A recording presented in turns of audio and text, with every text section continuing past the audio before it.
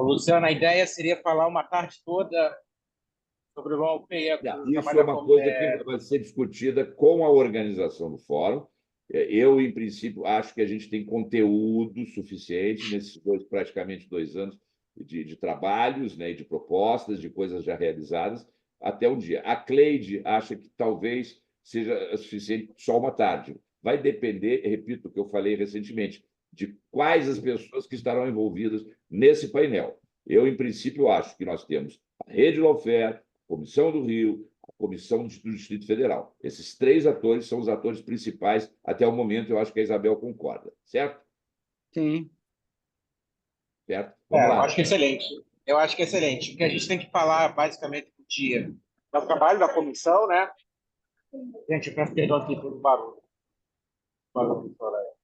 É o trabalho da comissão, os relatórios, com seminários. E uma coisa que eu queria pautar, e até o dia da seminário, fórum, é as comissões, talvez a Comissão do Rio, não sei como é que é no Distrito Federal, eu não sei como é que é a rede, a gente tem um conceito sobre lawfare que a gente trabalha. É uma reivindicação da Andrea, da Cleide, entre outros, porque existe uma confusão terminológica sobre assédio judicial que existe e lawfare.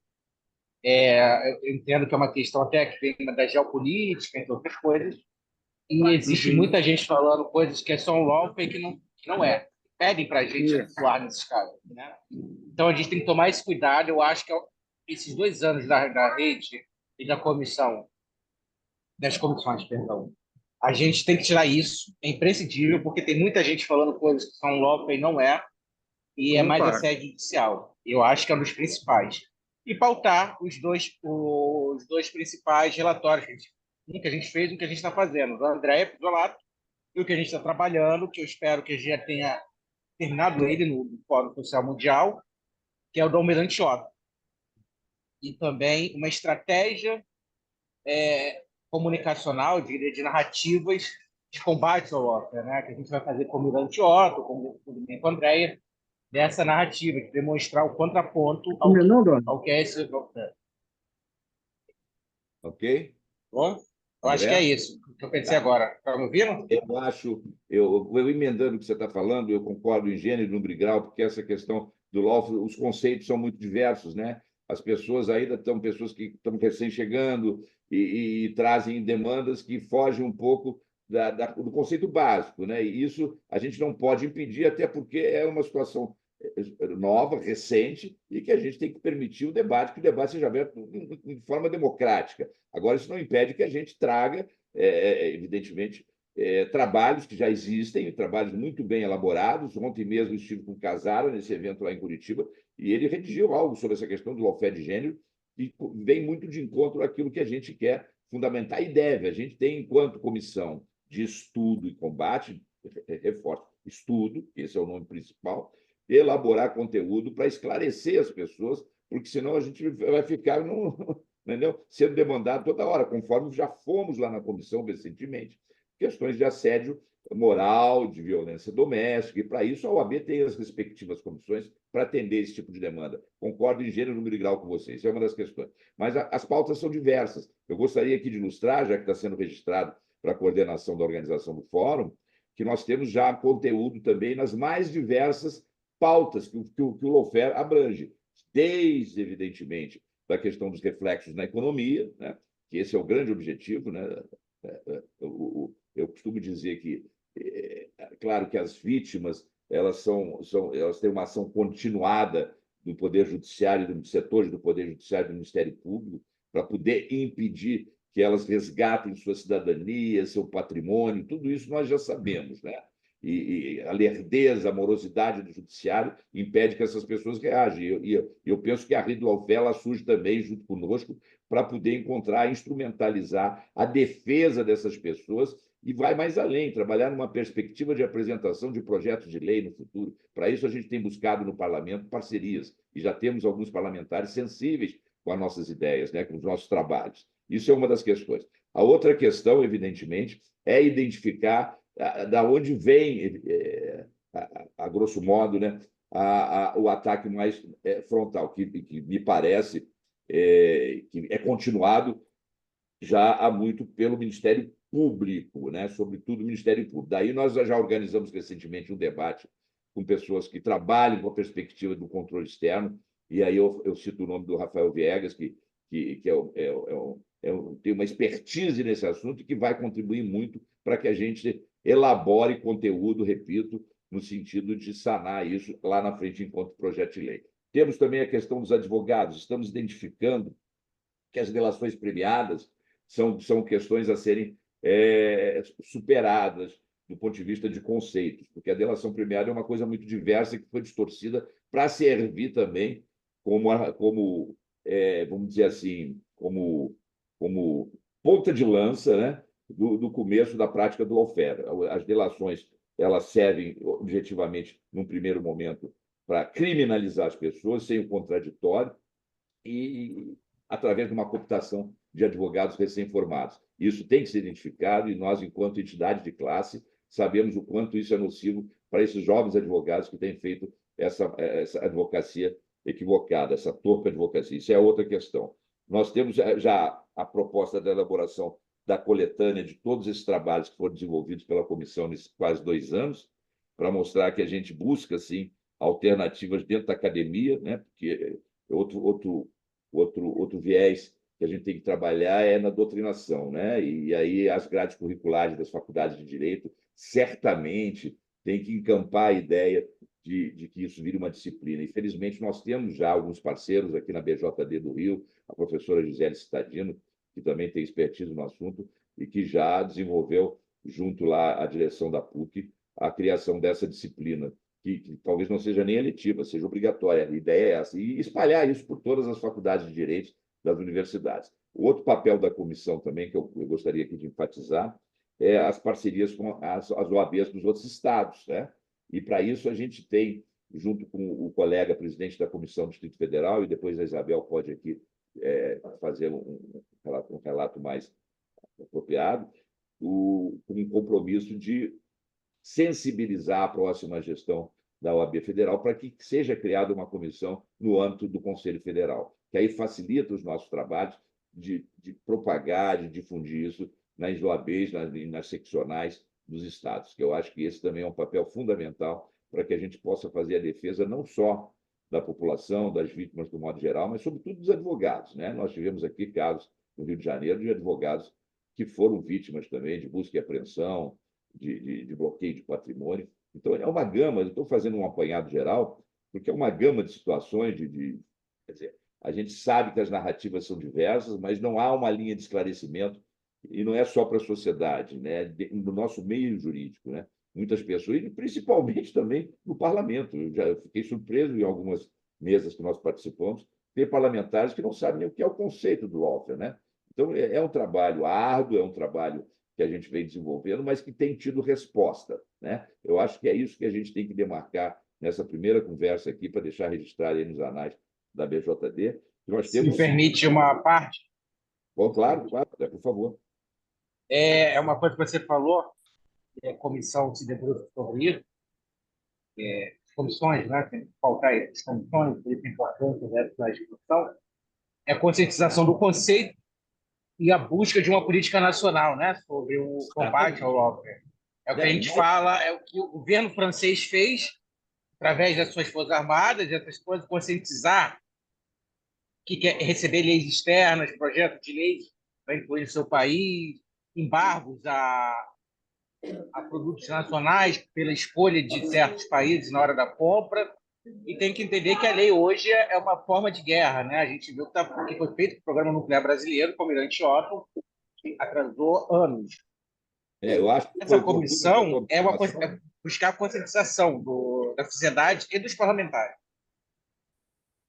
Eu acho que é muito oportuna essa tua observação, até porque o caso da Alstom, né, que está lá naquele livro que é uma espécie de bíblia do lawfare, da Arapuca estadunidense, fez com que o governo francês elaborasse já uma proposta para poder brecar o avanço do lawfare. A França é sempre na linha de frente, né? A França é iluminada, no bom sentido. Eu acho que isso é uma das questões principais. Mas tem outro ponto também que nós já estamos abordando, e que é importante que fique registrado, que é o comprometimento que também eu acho que é um ator principal da mídia convencional, das grandes corporações. Então, para isso, a gente tem buscado parceria com alguns jornalistas comprometidos com a pauta, né, contrária ao lawfare, para poder disseminar, na verdade, o que nós temos que explicar para a população, para a sociedade, sobretudo para o mundo jurídico. Porque nós, advogados, também somos vítimas, né? Vítimas dos dois lados, de maneira transversa, seja pela cooptação e a formação equivocada de novos colegas, ou seja, como vítimas também por situações de busca e apreensão, conforme já vimos alguns, que prejudicam a carreira de muitos colegas, entendeu? Então, acho que nós temos aqui uma gama de situações para poder enfrentar, e muitas delas já enfrentamos mediante seminários, debates que realizamos, e isso, repito, é conteúdo, e não é pouco, e muito conteúdo, para que a gente avance. Nós temos aí pela frente mais alguns anos, quiçá, né, com a gestão da nossa OAB aqui do Rio de Janeiro, para poder difundir e trabalhar em conjunto com a rede Lawfare. Uma pena que a Cleide não está aqui, mas eu tenho certeza que a Cleide tem muito mais informações para poder contribuir para esse debate inicial e preliminar. Eu gostaria de ouvir também você, Isabel, por favor. Não, olha, eu acho importantíssimo, né? Porque está acontecendo muita coisa na rede Lawfare, né? Então, o momento é muito adequado para nós falarmos, porque nós temos material para falar, né? O que tem acontecido nos últimos tempos foi um salto de qualidade, né? Desde o evento que foi em maio, lá em Brasília, que nós ouvimos as vítimas, e que foi você lembra, estava cheio, realmente, auditório repleto, tal. Daí, a semana passada, no Conselho Nacional de Direitos Humanos, a gente conseguiu passar aquela recomendação para a Presidência da República, que, né, por unanimidade, foi um feito extraordinário, né, porque não é fácil passar coisas lá no Conselho Nacional, porque, claro, para lá convergem todas as demandas, né? Então, terem atendido a nossa é porque realmente a nossa está num nível de aceitabilidade, credibilidade muito alto. E, por último, essa parceria que formalizou-se ontem, mas não é de ontem, já faz um tempinho que o museu nos procurou e nos propôs, que é uma coisa extraordinária, porque a gente vai conseguir, com isso, eu falei ontem, vamos exponenciar o nosso trabalho, né? Não só porque o museu tem bastante visibilidade, como ele tem muito apoio Escreve melhor, institucional. Isabel. Escreve para as pessoas o que é o museu e o instituto. Você falou museu, as pessoas que vão ouvir depois não vão saber o que é o Museu Tá. da Lava Jato e o Sim, é instituto. que a Rede Lawfare fez uma parceria a convite do Museu da Lava Jato. O Museu da Lava Jato é uma iniciativa aqui do Paraná, de Curitiba especialmente, onde um grupo de advogados, militantes, etc., resolveram criar um tipo de um museu do Memorial. Holocausto, assim, né? Um Memorial. memorial, aquele tipo, para que não se esqueça, para que nunca mais aconteça, né? Onde vai se arquivar todos os documentos, depoimentos, tudo que for possível levantar a respeito dos abusos da Lava Jato. E a ideia do Museu da Lava Jato é se inserir num chamado Museu da Democracia, que é um projeto também da sociedade civil, em parceria com a nossa ministra, nossa presidenta Gleice, que ela deve até conseguir obter, né, do governo federal um espaço para instalar o Museu da Democracia, e dentro do Museu da Democracia teria um espaço para o Museu da Lava Jato, um espaço físico. Atualmente é só um espaço virtual, mas ele tem muita visibilidade porque ele está aqui em Curitiba, que é exatamente onde aconteceu o maior caso de lawfare, que é a Lava Jato, e que tem os advogados do presidente Lula, que o visitaram os 580 dias na cadeia, que é o doutor Manuel Caetano e o doutor Rochinha, e tem o Xixo, que é um grande líder ali, foi quem, tipo assim, organizou e manteve a vigília também pelos 580 dias. Então, assim, uma parcela muito grande do PT do Paraná, muito envolvido com o Museu da Lava Jato e o apoio institucional da presidenta do partido. Então, eu penso que é um espaço assim que tem muito a crescer, tem muita visibilidade, inclusive para relações com a área acadêmica, né? Porque o Xixo foi titular da universidade, muito bem relacionado, tanto que ontem trouxe 2 juízes aqui para lançar seus livros, e de forma que eu acho que vai exponenciar, porque nós temos outro tipo de material, né, que são as entrevistas, o material coletado junto as vítimas, né? Porque o Museu da Lava Jato, claro, se concentra na Lava Jato. E a Rede Lawfare, nós vemos a Lava Jato, assim, na verdade, nem como estopim da coisa toda, né? Nós vemos a Lava Jato até como uma consequência de nós termos sido lenientes na 470, lá que começou já no começo do século, e nós não demos a devida importância, não imaginamos que fosse um método, né, que era um objetivo para alcançar um fim. Né? Nisso nós falhamos, nós não conseguimos observar. E deixamos que a P470 crescesse da forma que cresceu, e hoje nós vemos que ela foi apenas um balão de ensaio. Quando eles viram que colou, né, que houve todos aqueles abusos, e nós ficamos inertes, a sociedade civil democrática, eu digo nós, né? E até também a institucionalidade jurídica, a OAB, etc., todo mundo ficou silente naquilo. Quem poderia, né? Tinha vozes isoladas apenas. E depois, com a Lava Jato, essas vozes foram se levantando e ganhando corpo, então daí ficou muito claro. Então, o Museu da Lava Jato se detém na Lava Jato, evidentemente. Com o que a Rede Lawfare vai contribuir é trazer todo esse histórico pré-Lava Jato que nós consideramos que foi o preâmbulo da Lava Jato. E mais todas essas milhares de vítimas, né, que por enquanto nós temos 130 programas de entrevista, mas já sabemos de mais de milhares de vítimas, e que nós vamos trazendo todo esse material. Então, eu acho que vai ser muito favorável para o museu, que vai ter mais elementos, né, até de mostrar exatamente a gênese, né, de como se chegou à Lava Jato, e nós vamos ter esse, vamos dizer assim, um bom, não é palanque que eu quero dizer, um bom palco, né, para nós apresentarmos, porque o museu tem essa visibilidade, esse apoio institucional, né, já não está só na sociedade civil, mas já abarcou também uma parte assim da institucionalidade.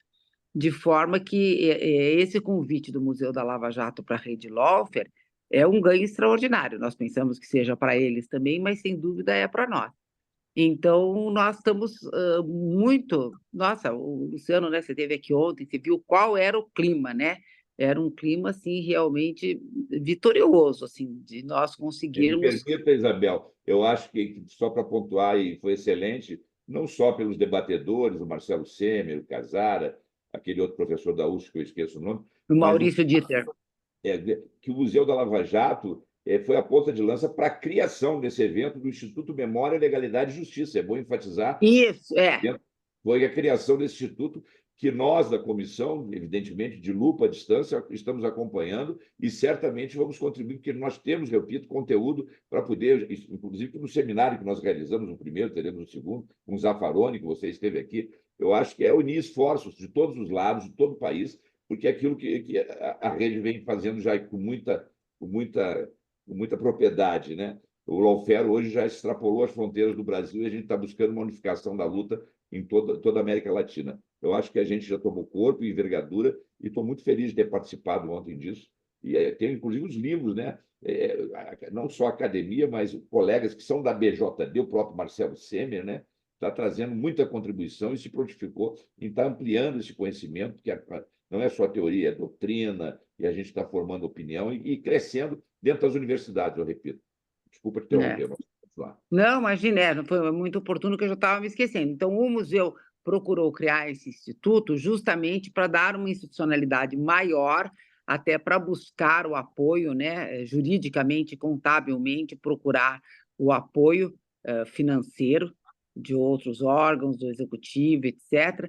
Então, quer dizer, nós estamos chegando, né, a Rede Lawfare está chegando no Museu da Lava Jato exatamente quando o museu ele encontra esse nicho, né, que é o Instituto, que é Memória, Legalidade e Justiça, e que vai fazer acontecer, né? E quem sabe, e por isso nós temos as comissões da OAB, que nós vamos continuar trabalhando para que mais comissões entrem, né, na nossa luta, e de forma que eu estou bastante, nossa, eu estou assim, surpresa e muito satisfeita de ver tudo que está acontecendo. Então, para a gente ir para esse fórum social, nós vamos ter o que mostrar, isso que eu queria chegar, né? Que nós já temos o que mostrar, e que nós estamos em busca realmente de justiça e temos que ocupar esse espaço.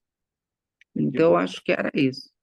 Que ótimo. E tem vários aspectos aqui, a gente vai lembrando, eu faço as anotações, e aí, quando a gente fala em economia, a gente tem que lembrar que também os servidores de algumas estatais que sofreram. Nós já tivemos a oportunidade na comissão de fazer essa abordagem com o pessoal do BNDES, né? Então, isso também a gente está resgatando no sentido de fazer uma análise, fazer um estudo aprofundado para que isso seja evitado, porque, evidentemente, que quando a gente fala da forma, dos métodos que o lawfare pratica, ele visa também atingir as nossas principais empresas, não só o parque industrial, as empresas privadas, mas isso aconteceu dentro do nosso BNDES, né? Aconteceu dentro do Banco do Brasil, fundos de pensão. Entendeu? O lawfare, ele é, na verdade, uma espécie de medusa, né? Ela vai aquela coisa que vai se ampliando para todos os lados. E o papel da... Não, Luciano, me permita, na esplanada dos ministérios existe uma indústria de PADs, e alguns, por incrível que pareça, deslanchados no nosso governo, assim, com o material que eles tinham, que era assim, para perseguir a ala mais progressista, as pessoas que queriam, né, que tinham mais afinidade ideológica com a esquerda. Então, hoje, na esplanada dos ministérios, eu acho que precisava fazer um levantamento.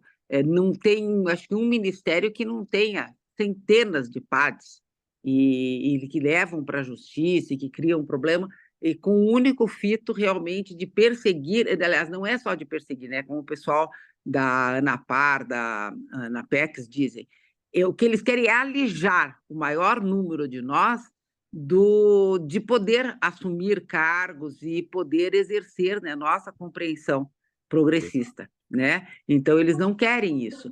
E de forma que esses PADs inviabilizam, fazem com que os profissionais alinhados conosco nem possam assumir cargo, né? Então, eu Isso. conheço vários que Tem um estão aspecto passando por também, esse sabe, problema. Isabel, que chegou até nós, porque as demandas, a gente tem um e-mail corporativo da instituição para as pessoas que queiram abordar e trazer para que a gente possa fazer uma análise preliminar. Chegou até nós o caso de Brumadinho, que é um caso muito grave, né? Um caso que vem se arrastando há muitos anos no tribunal e que o André até pode explicar melhor. Há uma abordagem do escritório poderoso lá da Inglaterra que tenta obstruir os trabalhos da advocacia prestada por quem está assistindo as pessoas que foram vítimas de Brumadinho, que também identificamos que é uma prática de lawfare.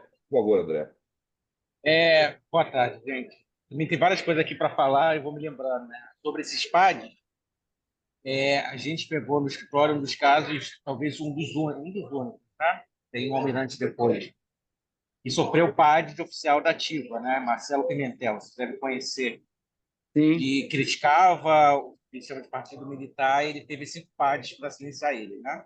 E colocando medo dele ter uma condenação ali e levar para o STM para ele perder patente. Também teve um almirante da reserva que criticou os militares na atuação do governo Bolsonaro, também sofreu um PAD. Os únicos, né? E sempre quem critica o sistema na época do governo Bolsonaro. Questão acadêmica também, 2 novidades que a gente vai tentar lançar junto com a rede, com a comissão. Eu vou estender aqui para vocês também, quem quiser escrever em breve, que é tentar lançar um livro pela editora Potter. A gente vai tentar organizar um livro junto com o Casara para ter acadêmicos falando sobre lawfare, né? Então, ter uma coisa nossa para a gente escrever.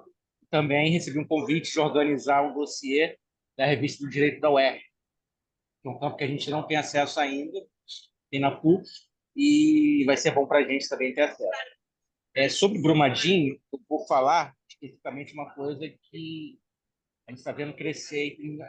Essa demanda está chegando na OAB nacional, a OAB do Rio de Janeiro, mas especialmente nacional. É uma questão que deve bater nos próximos anos, que é a questão do Fórum Shop. Eu acho que o processo Santana deve saber muito bem, né, que essas questões de pegar em acordos internacionais, né, demandas nacionais, por exemplo, questões ambientais, entre outras, e levarem do Brasil para ser julgado na Inglaterra ou nos Estados Unidos, com a desculpa de que a indenização será maior, mas, em compensação, é o que a gente fala de você levar uma questão nacional, podendo o país sofrer um embargo internacional por isso, porque está numa jurisdição internacional, e um aumento do PIB daquele país.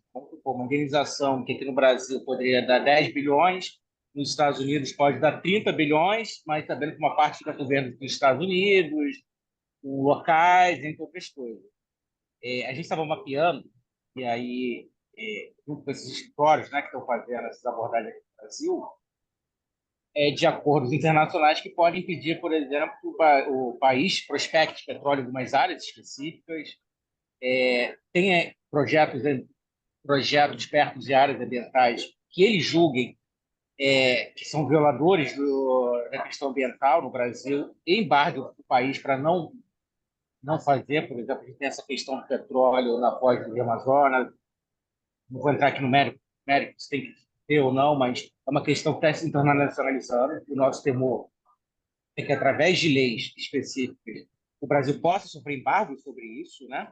Isso está sendo estudado pouco na academia, mas a gente está vendo também aqui no Brasil um aumento de escritórios estrangeiros que contratam advogados para fazer mapeamento com esses bons advogados em áreas ambientais. Eles recebem bem, fazem o mapeamento rápido e depois vão embora, principalmente áreas estratégicas do país, né? E são mapeamentos de inteligência, eu diria, para levar essa questão internacional, tá? Inserir em acordos, né, internacionais que o Brasil faça parte. A questão ambiental, a emergência ambiental no mundo é essencial cada vez mais, né? A gente está vendo como é que o mundo está sendo afetado, mas também existe um limbo aí que a gente tem que entrar, que ferir a soberania nacional por razão da questão ambiental. Países dizer que o Brasil tem que explorar ou não o seu território soberano. Essa é uma questão que a gente está vendo e isso está chegando por meio do direito internacional, por meio de escritórios internacionais que estão baseados no Brasil para levar essa demanda para Inglaterra e Estados Unidos, principalmente, com cláusulas abertas, que a gente chama de foro shopping, permitindo que questões ambientais que deveriam ser julgadas no Brasil possam ser julgadas internacionalmente. E aí a gente vê as empresas como Petrobras, que pode ser afetada por isso, né? Então a gente está mapeando, já tem essa demanda na OAB Nacional, um escritório que atua aqui no Rio de Janeiro, um escritório inglês, e eu acho que é uma coisa que a gente tem que debruçar nos próximos meses também, que está explorando.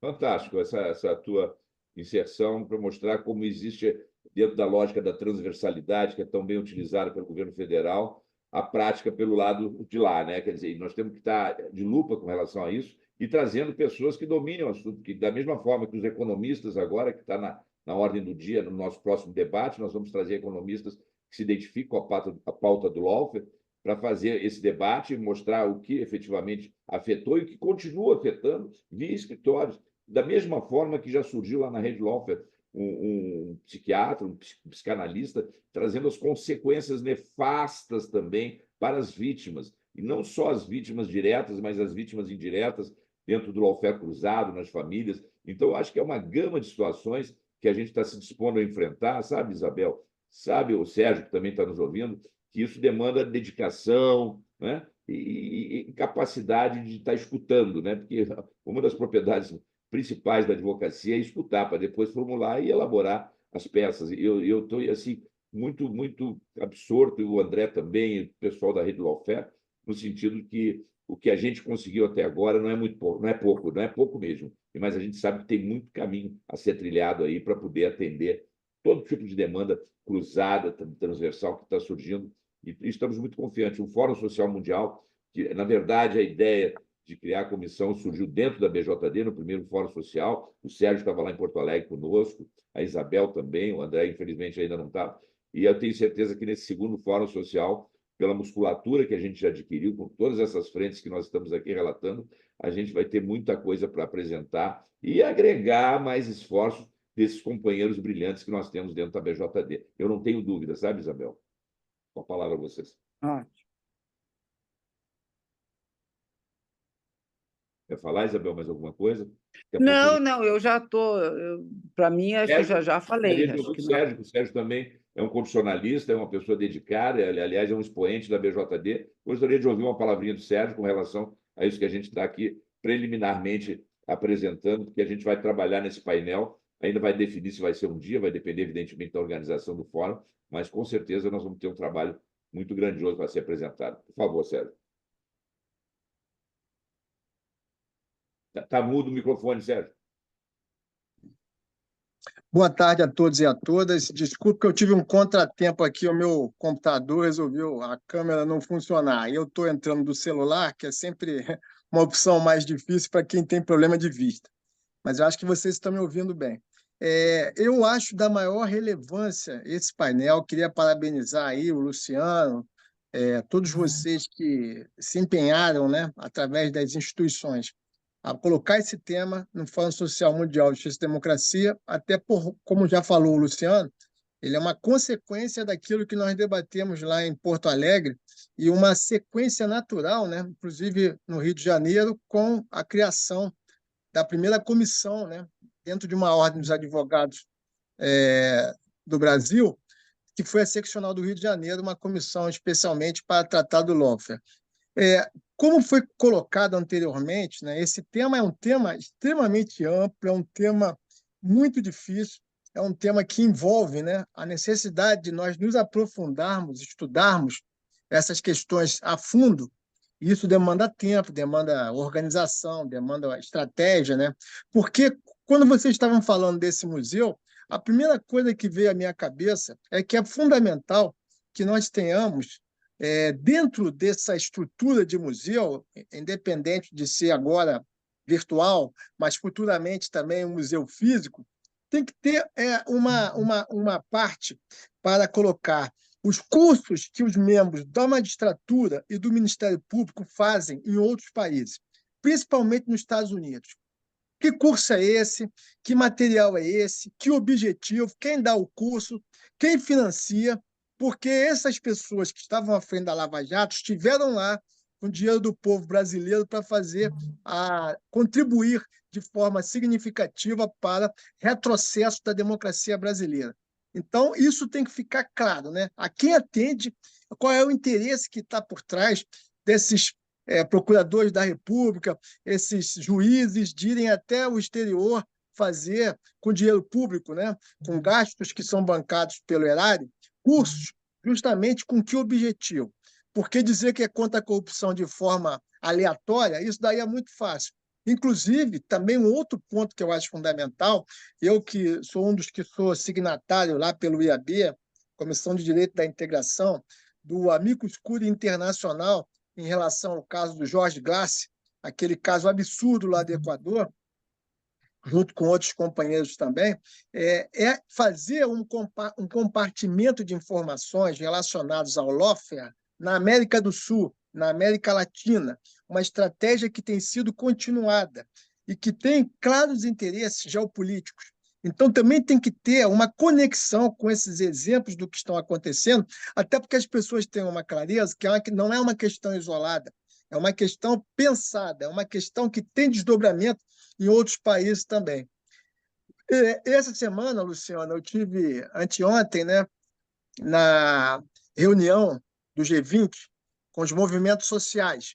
Essa reunião, ela foi uma reunião que tratou de vários temas, porque a sociedade civil, né, o governo Lula está estimulando que a sociedade civil ela possa participar, tentando contribuir com propostas, né, dentro dos 3 grandes eixos, que são governança global, clima e biodiversidade, e também em relação à questão ambiental, né?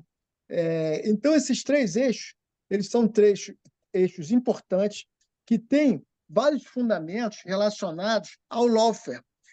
Inclusive, nós propusemos lá, como proposta da sociedade civil, a questão relacionada à defesa das democracias, por conta dos retrocessos que têm ocorrido, né, como no caso do Brasil e outros países também, como também a questão do lawfare, a questão de nós termos instrumentos que possam fazer um controle social ou uma regulamentação da atividade das redes sociais, das big techs, da maneira como elas estão, totalmente livres, sem ter um controle, tendo a oportunidade de ter muita mentira, né? Divulgar mentira, né? Fazer aquilo como uma bola de neve, e também dessas redes sociais tradicionais que também utilizam da sua influência junto ao poder para poder ter acesso a várias informações, como aconteceu, e foi muito bem lembrado, na Ação Penal 470, e que também aconteceu no caso da Lava Jato.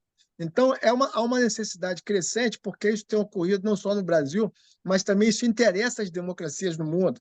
Isso já aconteceu agora na Argentina, aconteceu nos Estados Unidos, aconteceu na Itália, aconteceu na Hungria, e em vários países do mundo, quase aconteceu na França. Nós temos tido o avanço da extrema-direita com essas estratégias justamente para fazer esse contraponto, né, de defesa da democracia, de garantir os direitos fundamentais. Então, as democracias precisam ter um processo de enfrentamento, de proteção dos seus valores civilizatórios, que são valores liberais, são valores que foram com muito custo com a evolução da história da humanidade. Então, essa questão do lawfare, ela entra dentro desse contexto e eu acho que a gente contribui muito para poder aprofundar o tema e desenvolver diversos aspectos, como foram colocados, essa das questões internacionais, né? Os contratos internacionais, a questão da territorialidade, né? A aplicação de determinados princípios, inclusive ultrapassando as fronteiras de um país. Eu acho que a gente realmente tem que ter uma estratégia maior, inclusive para aprofundar todos esses temas. Então, eu acho que esse painel ele cumpre o seu objetivo ao tratar desse tema. Eu acho que é um tema extremamente importante, um tema atual. Você foi muito feliz quando falou da necessidade de um compromisso do Conselho Federal, no sentido, inclusive, de estimular que todas as subseções da OAB elas também tenham comissões específicas e que a gente possa aprofundar isso no sentido de fazer a defesa dos princípios e dos valores democráticos. Basicamente isso. E fica aqui mais uma vez, fazer em público, vai ficar registrado nos anais de convite para você se somar a nós. Eu sei que você é uma pessoa atribulada, como todos nós, mas você é uma pessoa que tem muito conteúdo para poder contribuir, e que não seja só no fórum, pode ser na comissão, já que você é aqui do Rio de Janeiro, né? Fica mais uma vez, a gente precisa de gente, porque são muitas coisas e poucos braços. Também não adianta ter gente que não produz. E você é uma pessoa que tem conteúdo e que gosta da coisa. Fica mais uma vez o convite. Com relação à questão do Equador, foi bom você mencionar, nós fomos solicitados pelo pessoal do Instituto Memória e Legalidade Física que preparássemos para contribuir, viu, Isabel, com um artigo sobre essa questão do vice-presidente. E o André prontamente redigiu um artigo que nós colocamos lá no evento que aconteceu em Curitiba e levamos, e está sendo publicado lá no Instagram deles. Nós já temos também, para você ver como é que são muitas as coisas e simultâneas, né? E, na verdade, a gente tenta atender na medida do possível. André, está chegando ao final do nosso tempo, fica aqui registrado assim, em síntese, né? Porque 1 hora é pouco para relatar tudo que nós já fizemos e o que nós queremos fazer. Mas fica aqui já registrado que essa comissão, juntamente com a Rede Lawfare, com a Comissão do Distrito Federal, e agora também com as pautas que estão sendo colocadas pelo G20, a gente vai engrossar isso e vai apresentar um painel da maior importância, eu não tenho dúvida nenhuma, porque nós temos eleições agora, temos eleições, isso remete, sim, para a questão institucional, não só na nossa economia, mas na questão política. E sensibilizar os parlamentares é outra tarefa muito árdua que a gente tem feito, e nós fizemos isso quando, na realização do 2º seminário da Rede Lawfare em Brasília, tem alguns parlamentares que já estão sensíveis, porque a possibilidade de todos, né, serem vítimas dessa prática torpe, ela existe cada vez mais. Eu tenho certeza que a gente vai conseguir, na apresentação futura de projetos de lei, trazer dentro do parlamento pessoas que... E aí não tem centro, esquerda ou direita, todo mundo é vítima dessa prática perniciosa, nociva e torpe, né? Vamos encerrar, então. Querem fazer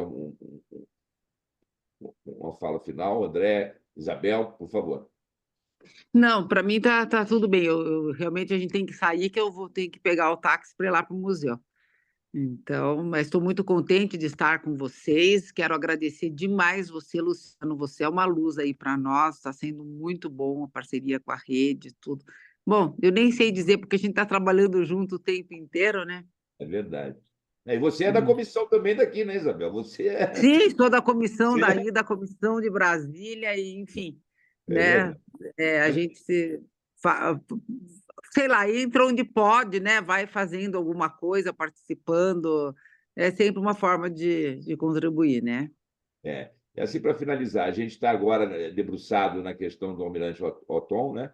que nos procurou. Repito, a gente tem um e-mail corporativo para as pessoas que queiram que a gente possa subsidiar com algumas informações, com relatórios, e assim nós estamos fazendo, e eu acredito que em 30 dias a gente apresente, porque o almirante, que está com 85 anos, ele, inclusive foi acometido de uma doença grave, né, que é o câncer, e tem todos os bens bloqueados, né? E um outro grande advogado, companheiro nosso aqui do Rio de Janeiro, que conseguiu, pelo menos, liberar, porque ele foi condenado a absurdos 43 anos de prisão.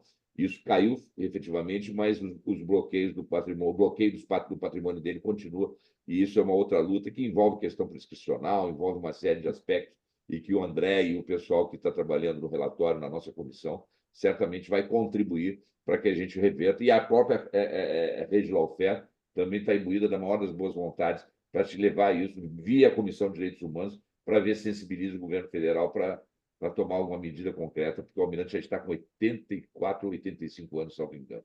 André, vamos fazer o fechamento com você, pode ser, André? Perfeito, perfeito.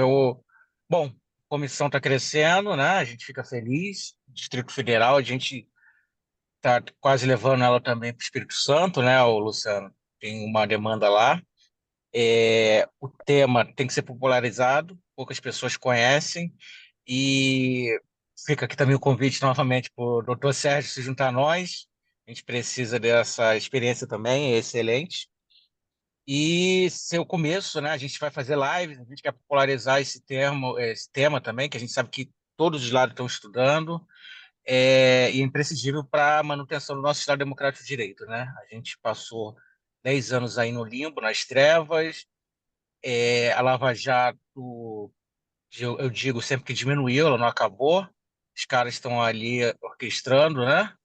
E essa comissão é imprescindível para a gente mapear, combater o lawfare, né? Então, esse evento, que eu acho que é em dezembro, vai ser primordial para todos nós, para a gente difundir um pouco mais e, principalmente, estudar esse conceito, que é muito elástico, né? Eu acho que a comissão e a rede Lawfare está tentando concretizar mais, colocar um conceito próprio para a gente saber estar combatendo e não ter deturpações, né? Como eu falei, de assédio judicial, entre outras coisas. Perfeito. Quero agradecer a todos e tenho certeza que tem muito trabalho pela frente e contar com a presença de todos aqueles que, porventura, estejam assistindo ou que vão nos assistir, para nos procurar e acompanhar nas redes sociais. Nós temos esse conteúdo todo muito bem divulgado, muito bem. Canal no YouTube também, Luciano, só para pautar. Tem um canal agora no YouTube. Canal no YouTube. Nós temos um rapaz, um jovem advogado que domina. Os jovens são sempre mais competentes para essa coisa de rede. Então, nosso Instagram está literalmente bombando, como dizem, né? E as pessoas têm nos procurado justamente por esse trabalho de divulgação, de visibilidade que a comissão alcançou, que certamente isso vai atrair mais e mais pessoas interessadas para estar contribuindo para essa importante pauta, para a garantia da nossa democracia, do Estado Democrático de Direito, que a gente não pode entregar de novo daqui a 2 anos para essa bandidagem, né, que vem assolando não só o Brasil, mas toda a América Latina e até do outro lado do continente. Né? Tá bom? Fica aqui uma saudação para todos. Obrigado ao Sérgio, obrigado a Isabel, obrigado ao André, e vamos seguindo em frente. Obrigado a Ellen também pelo espaço cedido aí da BJD, né, do Fórum, e estamos juntos. Forte abraço. Sim. Abraço, Tchau, pessoal. tchau, gente. Até, abração. Tchau, tchau. Gente.